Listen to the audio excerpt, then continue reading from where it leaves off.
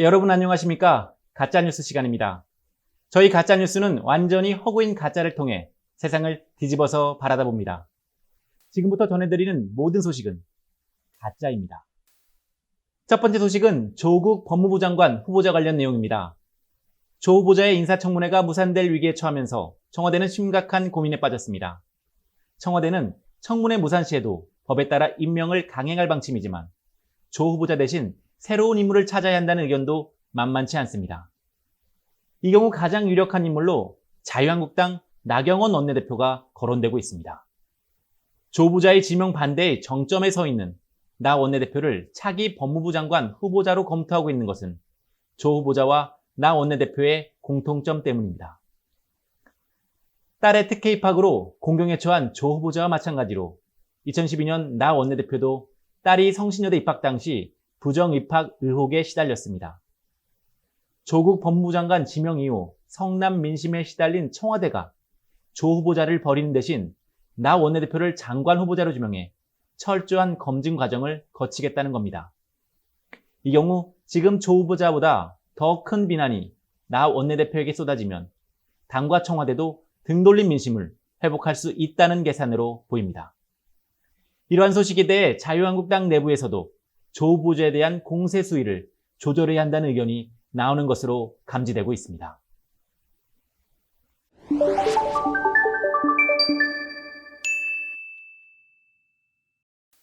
다음 소식입니다. 지난달 동해상으로 탄도체 미사일을 발사한 북한이 일본 미사일 타격을 준비하고 있는 것으로 알려졌습니다.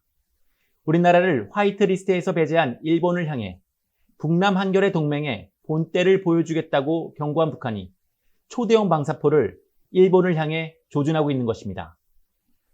한국과 일본 정부는 바쁘게 움직이고 있습니다. 우리 정부는 북한과의 한라인을 가동해 일본 미사일 타격을 멈춰달라고 요청하고 있지만 북한은 같은 동포 입장에서 일본에 한 방 먹일 때가 되었다며 말을 듣지 않고 있는 것으로 알려졌습니다. 일본 정부도 북한의 미사일 타격이 감지되면 북한을 선제 공격하겠다고 경고했지만 아베 등 일본 지도자들은 일찌감치 도쿄 인근에 있는 지하벙커로 피신해 북한이 공격하지 않기만을 기도하고 있는 것으로 확인됐습니다. 북한 김정은 위원장의 발사 명령만을 기다리고 있는 미사일에 세계의 이목이 집중되고 있습니다.